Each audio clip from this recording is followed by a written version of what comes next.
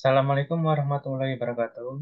Perkenankan, saya akan mempresentasikan hasil tugas mandiri saya dari mata kuliah Termodinamika 2 dengan materi sistem refrigerasi. Sebelumnya, perkenalkan, nama saya Aditya Bagus Pratama, NPM 22710157008. Program Studi S1 Teknik Mesin Universitas Institut Teknologi Budi Utomo. Materi yang akan saya presentasikan yaitu sistem refrigerasi. Mata kuliah Termodinamika 2 dengan dosen pengampu Bapak Pedro da Silva STMT. Topik yang akan dibahas yaitu pertama pengertian refrigerasi, kedua siklus refrigerasi, yang ketiga komponen, yang keempat manfaat refrigerasi, dan yang terakhir kesimpulan. Pengertian refrigerasi itu sendiri yaitu proses atau teknik yang digunakan untuk menghilangkan panas dari suatu ruang atau benda dengan tujuan untuk menjaga suhu lebih rendah dari suhu sekitarnya.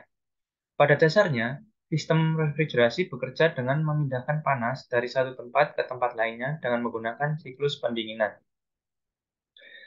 Siklus refrigerasi ini antara lain, pertama, kompresor.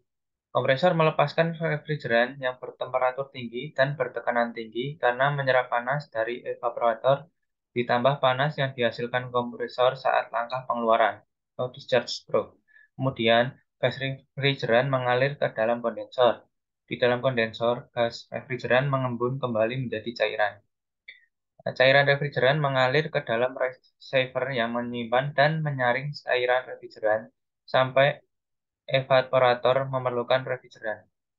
Expansion valve atau pipa kapiler merubah cairan refrigeran menjadi campuran dan cairan yang bertemperatur dan bertekanan rendah. Selanjutnya, cairan refrigeran yang bertemperatur dan bertekanan rendah tersebut dialirkan ke evaporator dan disinilah terjadi penguapan. Udara ruang yang dihembuskan oleh fan mengalir melalui rusuk-rusuk koil pendingin sehingga terjadi pertukaran panas. Panas dari udara pindah ke dalam refrigeran dan selanjutnya dibawa lagi keluar untuk dibuang yang sebelumnya terlebih dahulu melewati kompresor. Eh, dari yang tadi saya jelaskan, langkah umum dalam siklus pendinginan ya ada sistem refrigerasi yaitu yang pertama itu ada kompresi, kedua kondensasi, ketiga penyejatan atau perluasan, dan yang keempat itu penghisapan. Nah, dari kompresi yaitu gas refrigeran dikompresi oleh kompresor sehingga meningkatkan tekanan dan suhu gas. Kemudian kondensasi yaitu gas refrigeran panas mengalir ke kondensor di mana panasnya akan dipindahkan ke udara atau media pendingin lainnya. Pada tahap ini, gas refrigeran berubah menjadi cairan yang dingin dari eh, cairan yang panas yang diambil dari luar ruangan. Kemudian yang ketiga, penyejatan atau perluasan. Cairan refrigeran dingin mengalir ke evaporator yang memungkinkan refrigeran untuk menguap dan menyerap panas dari lingkungan sekitarnya. Yang keempat, penghisapan. Gas refrigeran yang sudah menguap akan dihisap kembali ke kompresor untuk memulai siklus lagi.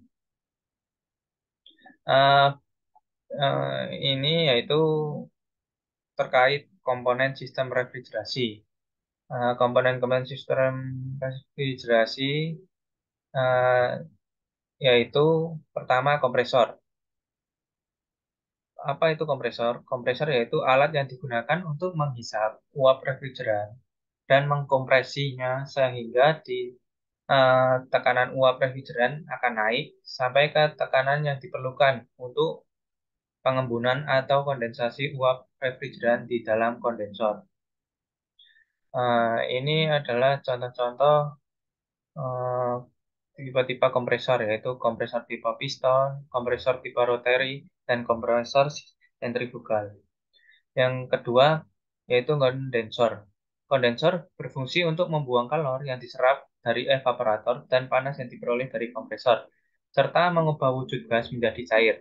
Kemudian, jumlah kalor yang dilepaskan dalam kondensor sama dengan jumlah kalor yang diserap oleh refrigeran di dalam evaporator. setara ekuivalen dengan energi yang diperlukan untuk melakukan kerja kompresi dan kalor dari sistem. Yang ketiga, katup ekspansi. Apa itu katup ekspansi? Yaitu berfungsi untuk mengalirkan dan menurunkan tekanan refrigeran dari kondensor supaya mudah menguap di dalam evaporator. Yang keempat, yaitu evaporator.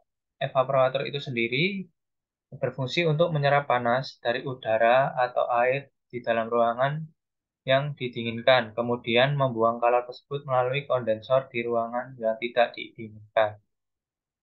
Nah, yang terakhir, refrigeran. Refrigeran merupakan suatu media pendingin yang dapat berfungsi untuk menyerap kalor dari lingkungan atau untuk melepaskan kalor ke lingkungan. Refrigeran berfungsi sebagai media pendingin dengan menyerap kalor dari benda atau bahan lain seperti air atau udara ruangan sehingga refrigeran tersebut dapat dengan mudah mengubah fasanya dari cair. Faktor-faktor yang dipertimbangkan dalam menentukan refrigerasi yang tepat dan sesuai. Yang pertama, tekanan penguapan harus cukup tinggi. Kedua, tekanan pengembunan yang tidak terlampau tinggi. Yang ketiga, kalor laten penguapan harus tinggi. Yang keempat, volume spesifik terutama dalam fasa gas. Yang kelima, koefisien prestasinya harus tinggi. Keenam, konduktivitas termal yang tinggi. Ketujuh, viskositas yang rendah dalam fasa cair. Yang kedelapan, refrigeran tidak boleh beracun dan berbau merangsang. Yang kesembilan, refrigeran harus mudah dideteksi jika terjadi kebocoran. Yang kesepuluh, ketersediaan yang tinggi dan biaya yang rendah. Dan yang terakhir, tidak merusak lingkungan untuk jangka waktu yang pendek maupun panjang. Manfaat sistem refrigerasi itu sendiri yaitu pertama, untuk penyimpanan dan pemeliharaan makanan. Sistem refrigerasi digunakan secara luas dalam industri makanan untuk menyimpan dan mempertahankan kesegaran makanan.